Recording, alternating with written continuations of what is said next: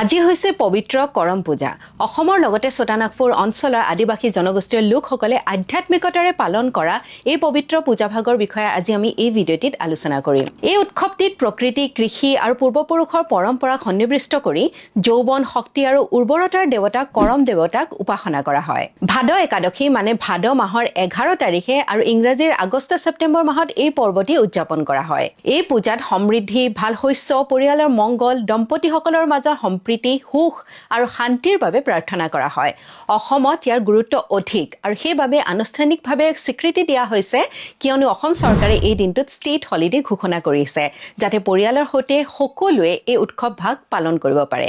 এতিয়া এই পূজাভাগৰ বিষয়ে জানো আহক। এই পূজাৰ আয়োজন বহুদিন আগতে আৰম্ভ হয়, যেতিয়া অবিবাহিত কিশোৰীসকলে 7 প্ৰকাৰৰ বীজ ৰোপণ কৰি উপবাসে থাকে আৰু ৰীতি-নীতিৰে এই বীজসমূহ গজি উঠালৈকে লালন পালন কৰে। মূল দিনটোত মানে কৰম পূজাৰ দিনা যুৱক-যুৱতীসকলে গীত মাত গাই কৰম গছৰ ডাল কাটিবলৈ হাবি লৈ যায়। গছৰ ডাল আনি চৌহদত ৰোপণ কৰা হয়। সন্ধিয়া পুৰোহিত আহি গাজি উঠা শস্য, ফল-মূল, হাৰিয়া, গাখীৰ, দৈ আদি আগ কৰি পূজা কৰে।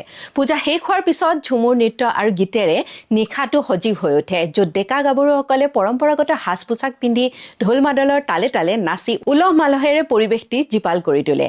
সেইদিনা ৰাতি একেলগে প্ৰীতিভোজ খোৱা হয়। পিছদিনা ৰাতিপুৱা আকৌ কৰম গছৰ ডালটো নদীত বিসৰ্জন দিয়া হয় আৰু অনুষ্ঠানটিৰ অন্ত পৰে। কৰম পূজাৰ এই শুভ দিনটোত আমি অসমৰ আদিবাসী ভাই-ভনী সকলোলৈ আন্তৰিক শুভেচ্ছা জ্ঞাপন কৰিছোঁ। কৰম দেৱতাই যাতে সকলোকে সুখ, সমৃদ্ধি আৰু একতাৰ এনাজৰীৰে বান্ধি ৰাখে। ভিডিঅ'টো আপোনাৰ লগৰ সমনীয়াৰ লগত শ্বেয়াৰ কৰিব নাপাহৰিব, যাতে আমাৰ বাৰেৰহণীয়া কৃষ্টিসমূহৰ লগত সকলোৱে পৰিচিত হয়। জয় জহাৰ, জয় আই অসম।